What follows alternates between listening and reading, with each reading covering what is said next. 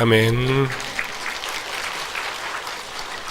하나님께서 캄보디아 땅 가운데 선교하셨고, 하나님께서 또 우리 청소년들 가운데 선교하셔서 하나님께서 이 모든 선교를 통해 영광 받으신 줄 믿습니다.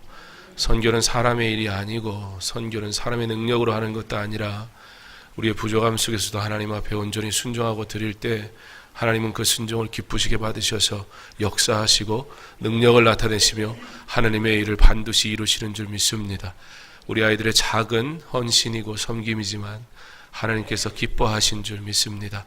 강서중앙교회가 이 아름다운 일에 계속해서 귀하고 복되게 잘 감당할 수 있기를, 나아가 2025년 우리가 선교제 교회를 개척하는 일도 그곳에 건물을 세우는 것이 아닌 이와 같이 그곳에 하나님의 복음이, 하나님께 올려드리는 찬양이, 하나님께 드리는 예배가 넘쳐나는 땅 되기를 소망하는 마음으로 복음을 증거하는 자리로 교회를 세우기를 소망할 때 하나님께서 교회를 세우시고, 하나님께서 영혼을 부르시고, 하나님께서 이 나라와 이 민족을 구원하시고 복 주셨던 것처럼 우리 교회를 통해 구원의 일을 하기 원하시는 하나님의 일, 하나님이 허락하신 그 땅에 복음 전할 때 그곳에도 우리와 같은 하나님의 은혜를 허락하실 줄 믿습니다. 그 일에 동참할 수 있는 것인지 그것이 복인 줄 믿으시기 바랍니다. 이 아름다운 일을 위해 계속해서 기도해 주시기를 바랍니다. 당신이 우리에게 명하신 것을 우리가 다 행할 것이요. 오늘 말씀에 이스라엘 백성이 여호수아를 향하여 말하는 고백의 말입니다. 그들이 온전한 순종을 맹세하고 있습니다. 성도에게 있어 하나님의 일과 순종은 무슨 관계가 있을까요? 이스라엘 백성의 순종과 하나님의 구원의 관계는 도대체 무슨 일이 있기에 하나님은 그렇게 끊임없이 이스라엘 백성을 향해 약속의 땅을 말씀하시면서 여전히 순종하라, 순종하라, 순종하라 요구하시는 것일까요? 순종이 어떤 기능이 있는 것일까요? 하나님의 구원에 우리의 순종이 필요한 것인가요? 결론적으로 말하면 이스라엘의 순종은 하나님의 구원에 아무런 이유가 되지 않습니다. 그들의 어떠한 수고도, 대단한 수고도 결코 하나님으로 하여금 그들의 수고가 너무 대단해서 내가 저들을 구원하지 않을 수가 없구나라고 감동시킬 만한 수고는 인생에게는 존재하지 않습니다. 하나님이 우리의 어떤 수고 때문에 구원하기로 결단할 동기부여를 얻지 않으신다는 것입니다. 그렇다면 하나님의 구원과는 하나 상관이 없는 이 순종을 도대체 하나님은 왜 요구하시는 것일까요?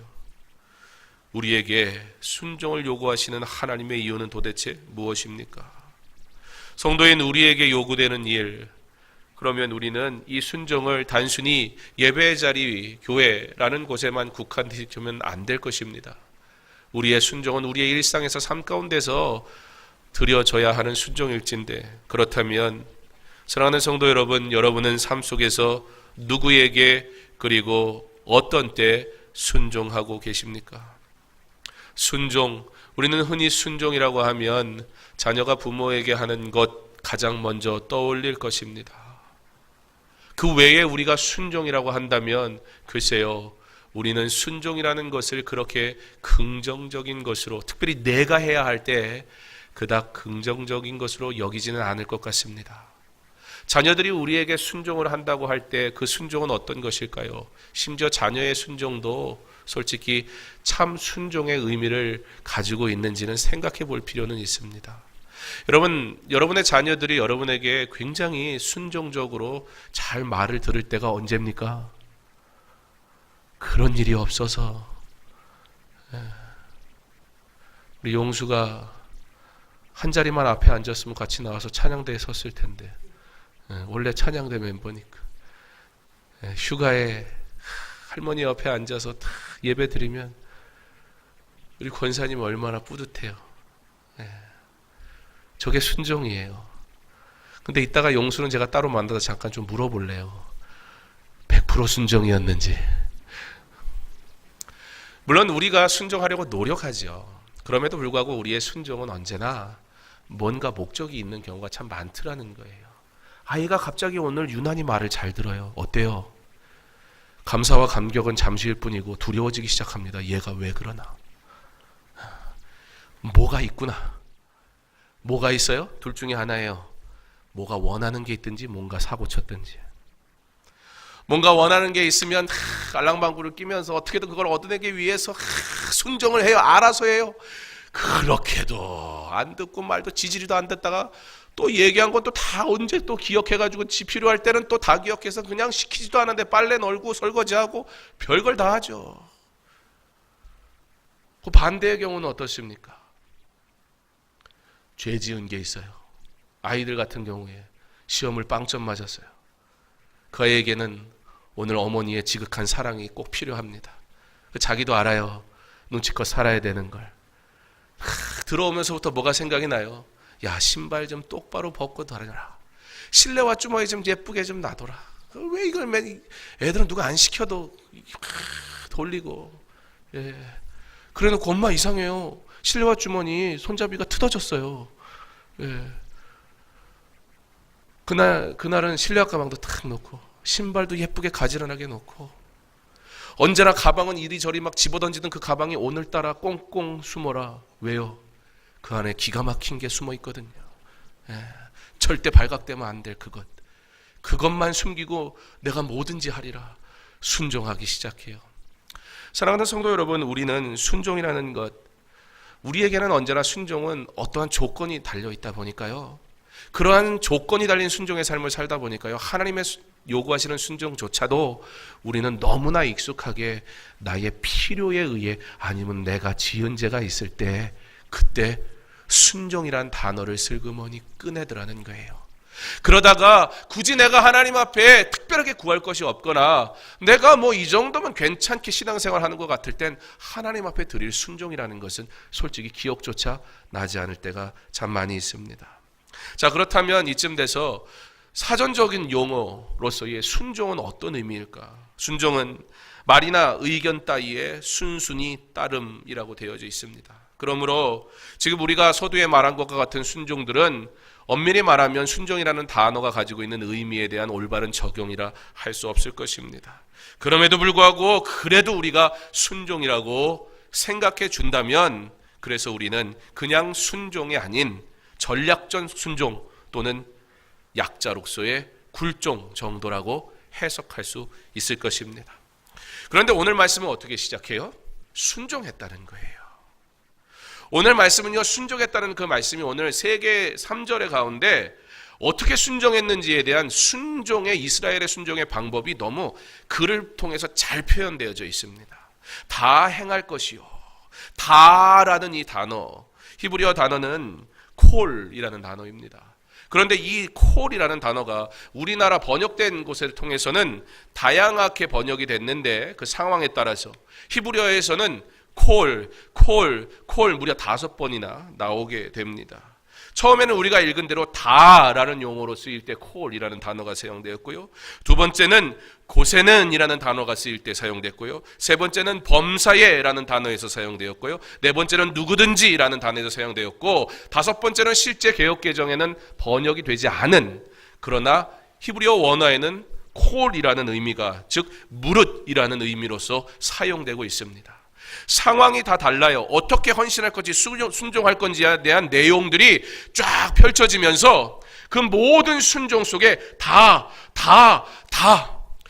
이 또한 절대 순종, 저것 또한 절대 순종. 우리의 순종은 어떠합니까? 우리가 하나님 앞에 드리는 순종은 어떠합니까? 우리가 하나님 앞에 순종한다고 하지만, 우리가 하나님 앞에 순종하려고 노력하지만 우리는 언제나 그 하나님 앞에 드리는 순종 앞에 늘 존재하는 한 가지 있어요. 하나님, 그런데 이것만큼은 할 수가 없어요.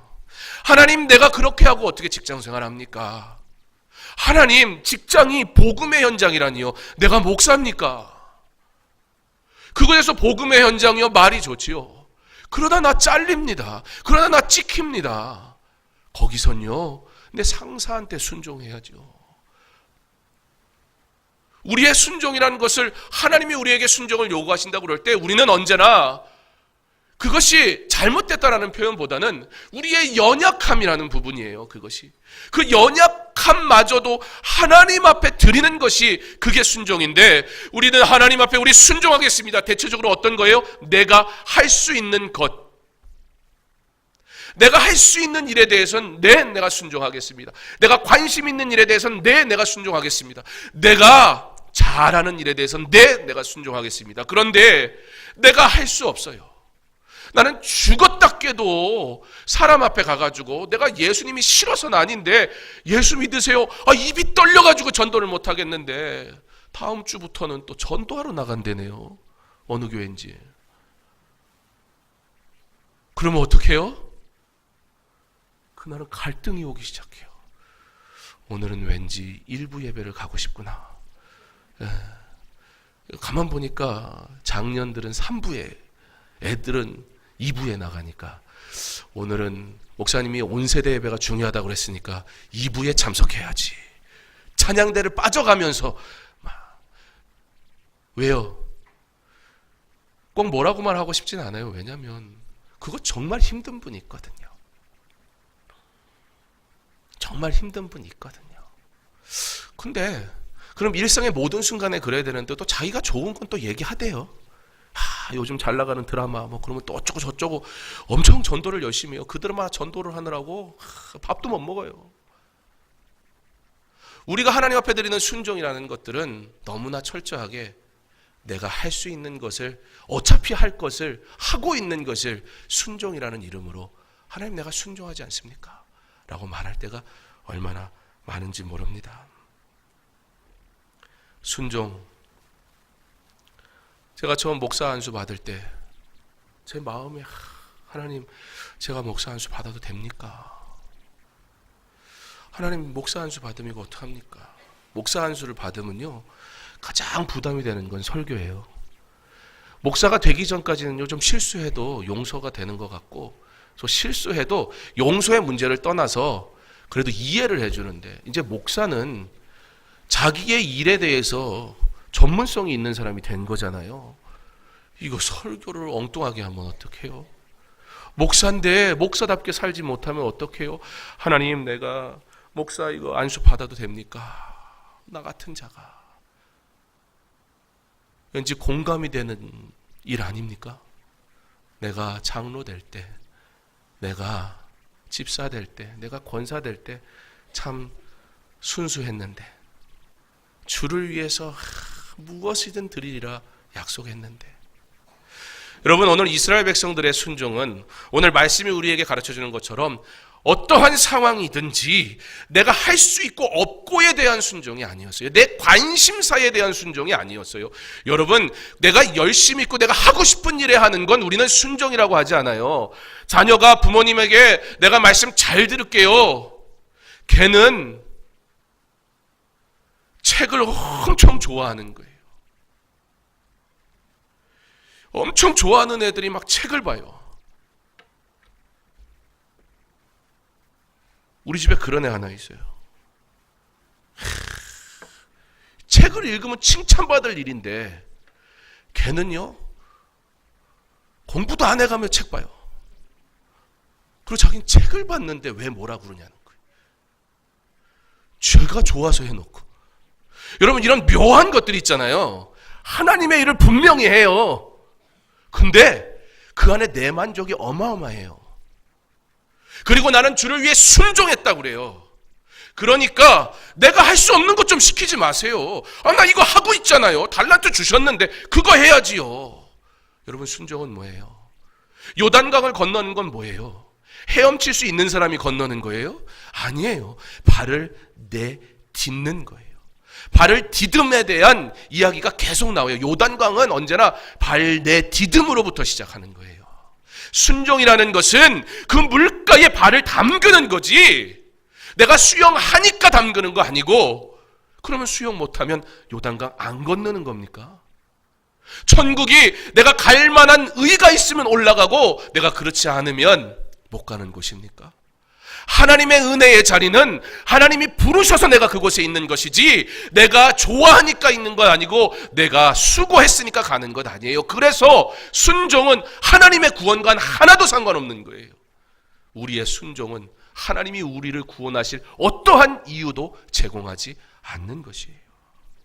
오늘 이스라엘의 순종은 전적 순종이었습니다. 요단강을 건넌 이후 우리에게 닥칠 모든 일들, 여러분, 요단강이 건너는 거 뭐라 그랬어요? 요단강 건너는 건 곧 그 땅에 사는 사람들을 향한 전쟁 선포였어요. 자, 이 전쟁에서 어떠한 일이 일어날지 몰라요.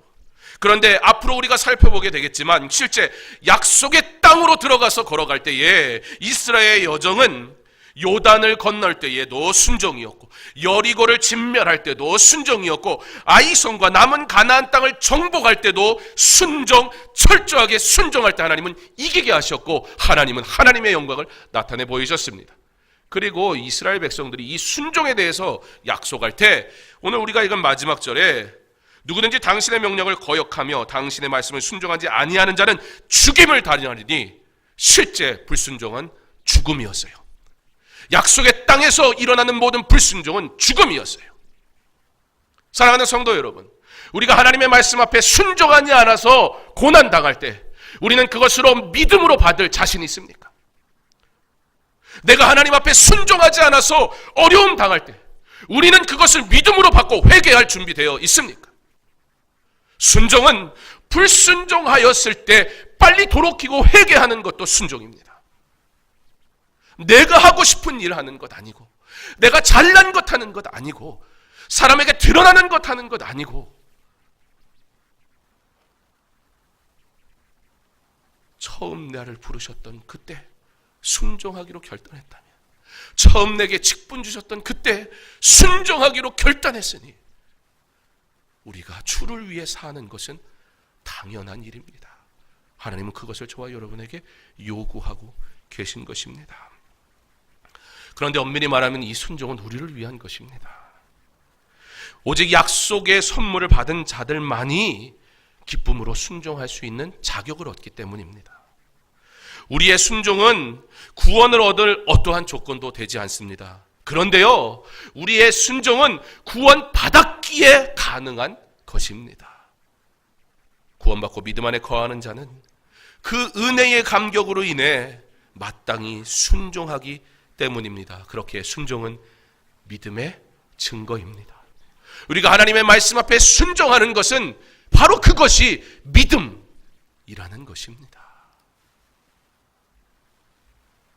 우리는 예수님을 믿는 자들입니다. 그렇다면 우리는 믿음의 증거를 나타내며 살아가고 있습니까? 내게는 하나님의 말씀에 대한 전적 순종이 있습니까? 아니면 여전히 우리는 선택적인 순종하고 있습니까? 청소년 캄보디아 비전 트립은 온전한 헌신이 있는 그런 시간이었습니다. 우리 아이들 가운데는 자신의 전부를 들여서 간 아이들도 있습니다. 저희 집 아이가 둘 갔어요. 거기에 저희 아내까지 갔어요. 출혈이 어마어마해요. 셋이니까. 혹시 모르시는 분 계실까 봐 아까 여기서 피아노 친 사람이 저희 아내인데, 또 그 전에 친분 쳐다보지 마시고.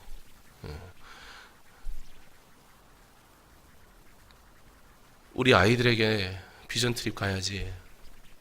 가겠대요. 그래, 비전 트립 가니까 이제부터 내놔라. 저희 집은 아이들에게 개인적인 용돈을 주지는 않습니다. 그걸 또 그런 거에 은혜 받아서 집에 가셔서 아이들한테 목사님도 안 주는데 너 왜 용돈 받냐 그러지 마시고, 그거는 본인 철학대로 하시고. 근데 이제 가끔 뭐 어디를 방문하고 할아버지를 만나고 그러면 이제 아이들에게 용돈을 주시잖아요. 그럼 이제 그 용돈을 모아요. 그래서 저희 애들은 훈련이 돼 있어서 이게 돼 있어요. 예. 이러다 제가 있으면 엄마 있는 대로. 예, 저한테는 안 와요. 예. 그럼 그걸 모아요. 근데 두 아이가 갔는데 두 아이가 뭐 어디 맨날 수금하러 다니는 것도 아니고 뭐 얼마나 모으겠어요. 그래서 참 이번에 하나님의 은혜를 경험했는데, 하나님이 우리 아이들에게 비전 트립을 가게 하시려고 구정을 허락하셨구나. 하나님이 은혜를 막 부으시는데 1루타 치러 갔는데 2루타 치고 막 그런 역사들이 나타나기 시작했습니다. 원로 목사님 인사드리고 제가 또 전에 섬기던 교회 목사님한테 인사를 드리러 갔는데, 거기 갔더니 또 아는 분이 또 인사를 하러 오셨어요. 잘못 걸렸죠. 그러니 그냥 갈 수가 있나요? 오랜만에 봤는데, 그러니까 주머니에서 나와요. 또 이분이 은행장이었기 때문에 조금 주긴 자기 체면이 안 쓰는 거예요. 그래갖고 또 얼마 주더라고요. 세배도 안 받고. 예. 그거를 다 모아요. 그럼 아이들이 다 모이잖아요. 그럼 저희는 5명 걸 다 모아요. 왜냐면 2명 거 갖고는 안 되니까.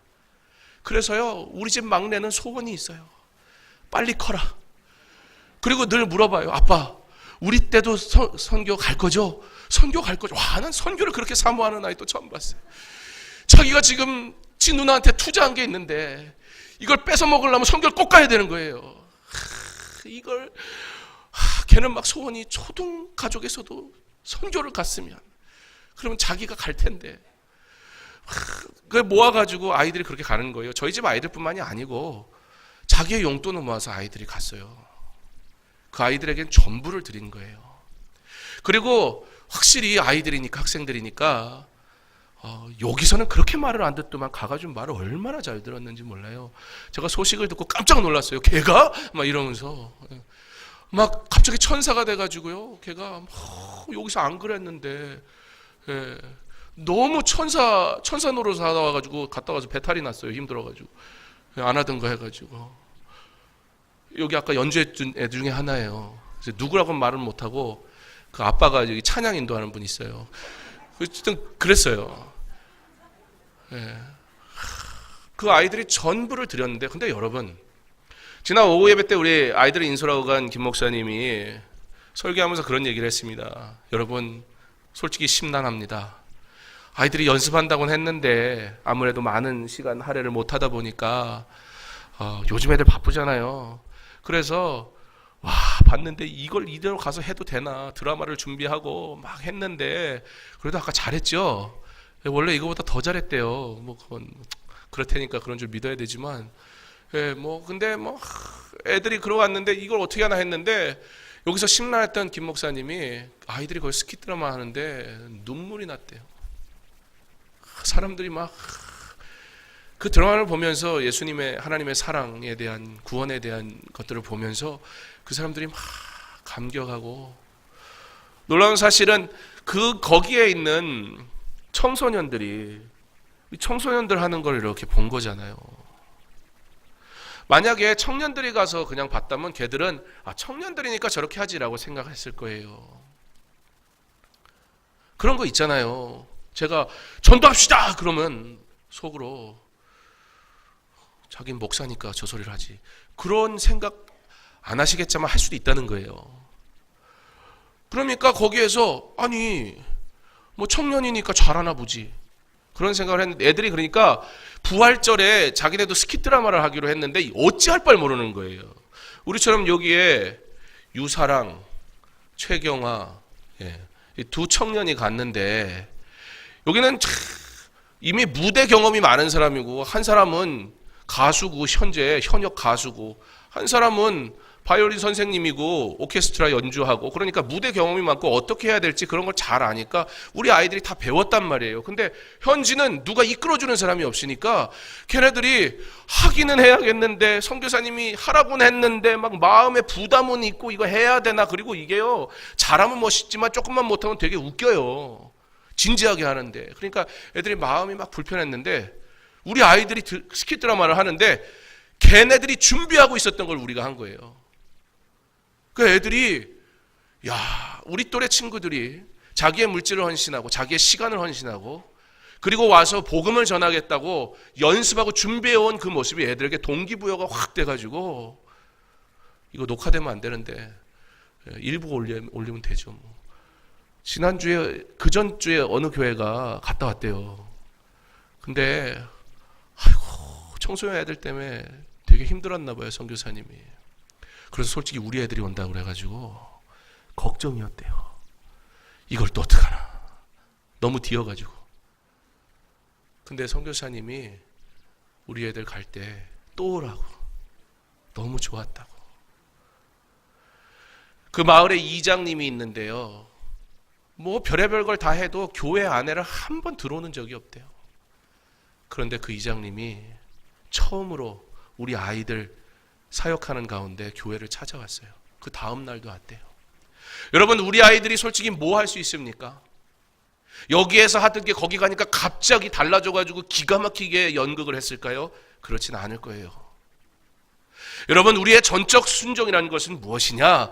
내가 대단한 것, 멋있는 것, 끝내주는 것, 하나님 앞에 막 기가 막히게, 멋지게 내가 잘하는 것으로 막 하는 것, 그것이 순종이 아니고, 내가 할 수 없는데, 나는 부족한데, 그러나 하나님이 나를 부르시니까 그럼 나 순종하겠습니다. 그리고 나의 부족함 있는 모습 그대로 하나님 앞에 드릴 때 하나님은 그것을 받으시고 그리고 역사하시는 줄 믿으시기 바랍니다.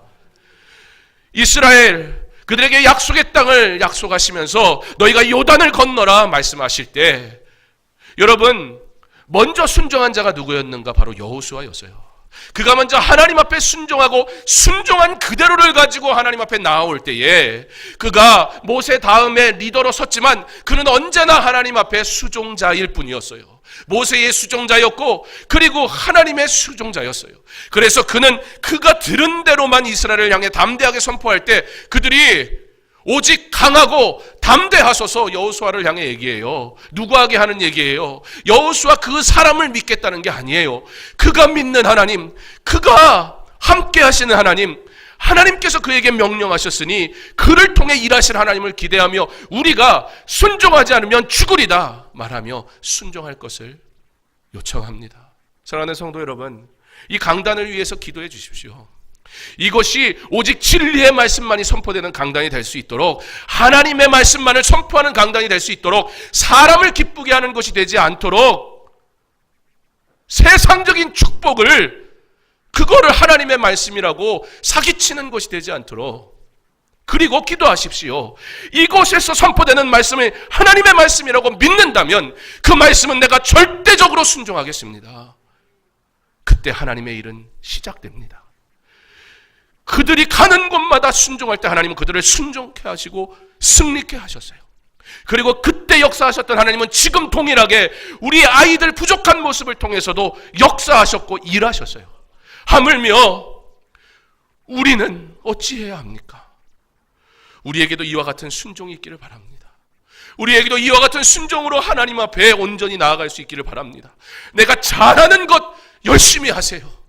그러나 내가 할 수 없는 것이라 할지라도 하나님께서 내게 요구하실 때 결단하고 순종하시기 바랍니다. 그때 하나님의 일이 시작되는 것입니다. 선교사가 새벽에도 드렸던 말씀인데, 선교사가 불쌍한 사람들, 그런 마음으로 가서 선교하는 선교사는 성공 못해요. 내가 무엇을 가르치리라, 나보다 모자르고 우리나라보다 못 살고 그런 지역에 대부분 가는 거잖아요. 선교지는 꼭 그렇지는 않지만, 그러면 선교사 마음에 기본적으로 내가 뭘 하겠다는 마음이 생겨요. 하나님은 그런 선교사는 사용 안 하세요. 그러나 하나님이 내가 사랑하겠다고 왔는데 하나님의 사랑을 내가 복음 증거할 이 대상들을 통해 깨닫기 시작할 때, 선교사가 하나님이 저들을 통해 하나님의 은혜를 알게 하시는구나, 그때 하나님의 놀라운 기적이 그 선교사를 통해서 이루어집니다. 사랑하는 성도 여러분, 겸손히 하나님의 말씀 앞에 우리 순종할 수 있기를 바랍니다. 그렇게 순종할 때 하나님께서 놀랍게 역사하실 줄 믿습니다. 우리 청소년 아이들에게 제가 그랬어요. 절대 내가 너희들에게 돈을 주지 않을 것이다. 왜냐하면 아빠가 줄 수 있는 건 돈이지만 고작 해줄 수 있는 것, 그것과는 비교할 수 없는 하나님의 꿈을 너희들이 담고 왔으니까, 이것은 비교할 수 없는 하나님의 놀라운 축복이니까. 저는 믿습니다. 비전 트립 다녀온 아이들 분명히 하나님께서 놀랍게 사용하실 것입니다. 왜요? 어릴 때부터 경험해봤거든요. 전부를 드린다는 것이 무엇인지. 내가 부족한 거 아는데 전부를 드렸더니 하나님이 놀랍게 쓰시는 걸 경험했거든요. 이 아이들 이거 놓지 않을 거예요. 그러면 이 아이들 놀라운 하나님의 사람들 될 줄 믿습니다. 사랑하는 성도 여러분, 먼저 된 자가 나중되는 수 있습니다. 이 아이들이 여러분의 신앙 때문에 고민하고 여러분의 불순종 때문에 기도하도록 만들지 마세요. 더 순종의 모습을 우리 자녀들에게 보여주시고 더 순종의 모습으로 하나님께 영광 돌리셔서 하나님의 은혜의 삶, 믿음의 삶, 복음의 삶 살아갈 수 있는 저와 여러분 다 될 수 있기를 주님의 이름으로 축원합니다.